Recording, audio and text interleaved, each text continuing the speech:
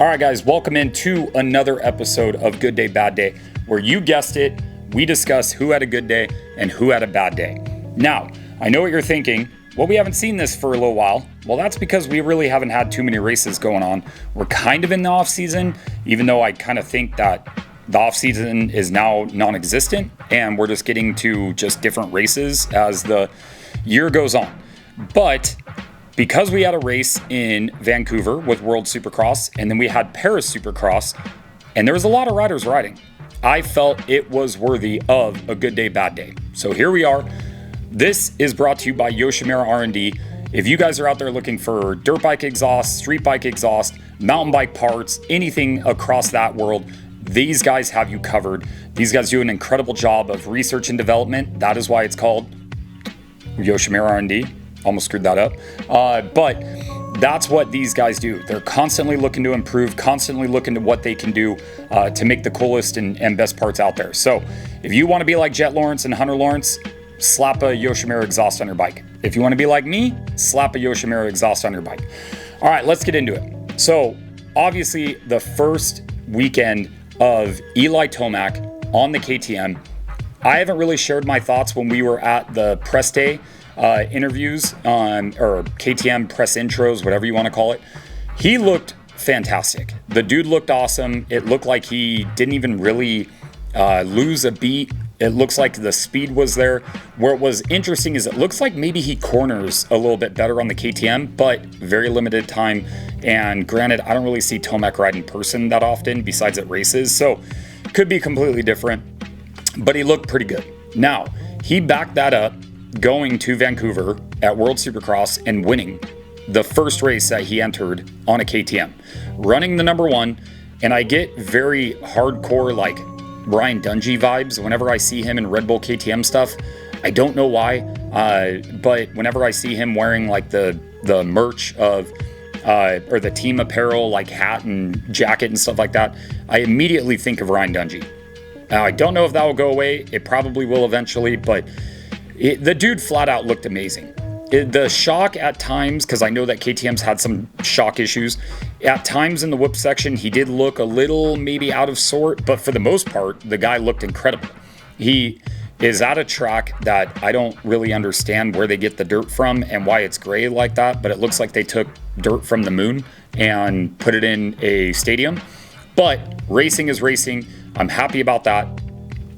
Eli looked flat out amazing, and I'm proud of the World Supercross guys for like trying to create a series, but the turnout doesn't look the best. And granted, I was not there in person, so it does sometimes paint a different picture when you're there in person, but turnout did not look that good. So I don't know exactly what that series is going to do or when it will catch on and how much money they're burning through, because to get these guys like Deegan going into Argentina, that is not cheap.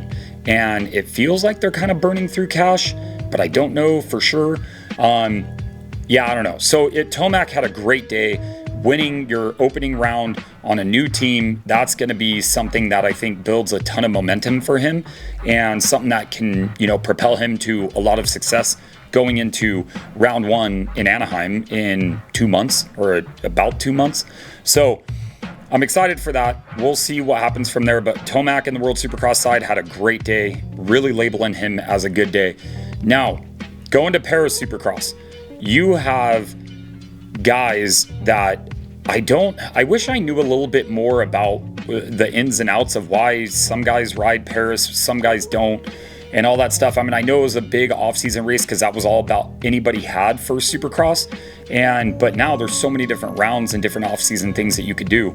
It is interesting to see. But you had Malcolm Stewart, Cooper Webb, Jet Lawrence, Hunter Lawrence, Tom Vial debuting on the Honda. And I mean, I'm forgetting people obviously, but a lot of guys that are from over there, some GP guys, stuff like that. And you have guys that are incredible riders in their own right.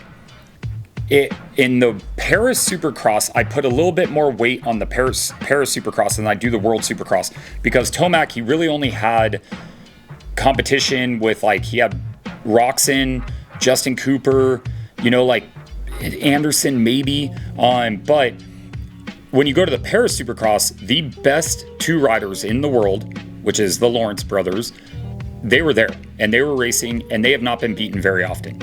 So who had maybe the best day out of everybody? The king of Paris, the king of just good times, the king of fishing, the king of whatever you want to call him, Malcolm Stewart. And I have full-on Mookie fever. Watching that dude become the king of Paris Supercross was one of the best things ever from when he got his first Supercross win. This rivals it, and I think the Supercross win carries a little bit more weight because it's actually American traditional AMA Supercross, so it's going to have a little bit more weight to it. But that dude went out there and dominated. That dude went out there and flat out put in a performance. In the very last moto, was down by a lot and then came through the pack and passed a lot of these guys to be able to get the win in the last moto.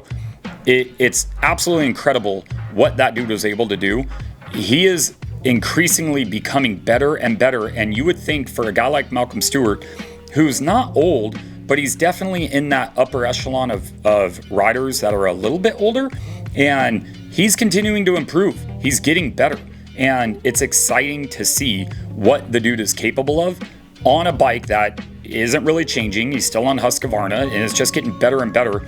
So if you really think about it, the best team, or the people that had the best days, was the KTM group as a whole, because they won Paris Supercross and they won World Supercross. So they're having a great day too. But Malcolm Stewart, fantastic day. Dude is an absolute freak to be able to beat Jet and Hunter and all the other guys that were there, even Cooper Webb. And the last thing I'll say, and my buddy on the last thing I'll say on the good day, I have a bad day thing coming up. But my buddy Mike Gomes, who I give a lot of crap to on the podcast, and if you listen to it, he's very analytical, he'll fact check you, all that stuff. We give him a really hard time. Very smart dude when it comes to dirt bikes and dirt bike racing and all that. But he brought up a good point. Cooper Webb, I won it last year, and then he also won Paris Supercross and also won the AMA Supercross Championship this year. The year before, Jet Lawrence won King of Supercross. That year, he won AMA Supercross Championship. Maybe, hear me out, maybe Malcolm Stewart wins the 2026 AMA Pro Supercross Championship. Might happen. It might happen. If you follow the trend, maybe it works. Maybe it doesn't. Maybe I'm speaking out of my butt right now. I don't know. But it is kind of interesting to think about when you think about the past two champions have done that. And if it was Jet doing it both times, maybe I wouldn't put any weight to it. But Cooper Webb doing it, pretty exciting. So maybe Malcolm Stewart's your champion next year. Who knows? Let's see. I'm all for it. Like I told you, I got Mookie fever. I'm running a full temperature of Mookie fever right now. So who had a bad day? All right. I have not labeled Jet Lawrence, and if you followed this series, you know Jet Lawrence doesn't really ever get a bad day on riding. Dude's a freak, just absolutely incredible rider. He did not have the best day, and neither did Hunter Lawrence. The Lawrences as a whole did not have the best day. You had Hunter Lawrence, who went down and looked like he got pretty hurt. I mean, thankfully it looks like he'll be okay, but it's kind of scary when you have that, where it's like, okay, you're coming into, you're going to take a little bit of time off here now, and then you're going to go straight into, round one on January 10th, or 17th. You have to really prepare yourself for that. It's kind of scary. Like, you don't want to get hurt right now. This is the worst time in the world to get hurt. And so for them to crash, which is very uncharacteristic, Jet Lawrence losing the front end does not happen often. Jet Lawrence specifically to make a mistake is very uncommon. And for him to do it multiple times, it seems like either one, they were trying a new setup for next year that didn't work out, or two, he was riding over his head, which if you look at history, that is never the case with that dude. That dude's a freak, and he's able to overcome a lot of different things. He did not have the best day, the best showing, all that stuff. Like, he did not have a good day. And there's so much more that goes into it. Racing overseas, he's kind of used to it because that's where he came from. But when you're doing it at the level that he is, and he's still a freak, there's certain things. He finally busted out that quad, that big jump. When you're Jet Lawrence, you have no room for error. Because he's perfect. He does not make mistakes. So for him to have a few mistakes like that was weird. That was very, I don't really know. I don't understand.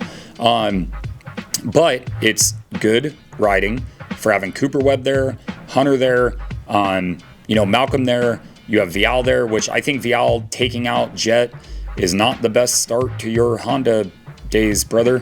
Like, that's probably not what you want to do. Like, joining a new team, and I know we didn't do it on purpose, calm down, that's your first time with your new team and you take out the prodigal son, which is Jet Lawrence. Don't do that. Stay away from Jet. Stay far away from Jet. Don't hurt him. Don't do anything. Like, if he's coming at you like a freight train, which he did to Hunter Lawrence, and he took him down, which I felt super bad at, and when he turned around and saw him fall, that sucks as a brother.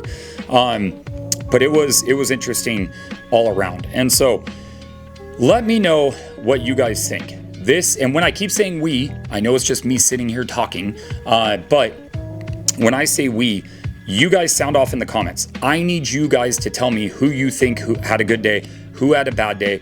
Tell me why. Tell me I had a bad day because I'm an idiot. I don't know. Just talk. Let me know. This is an open forum.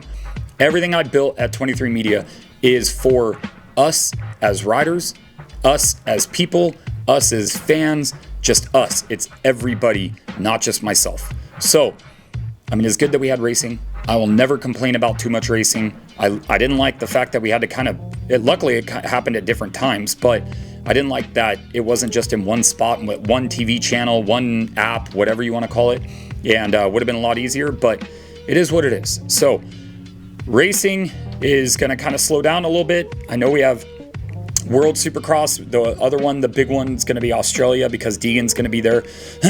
And yeah, it's going to be interesting. It's going to be, we'll see. Side note, because I'm talking about Deegan, that dude's not going back to 250s. I don't see how that dude's going to go back to 250s. Maybe he does. Maybe he does. I don't know.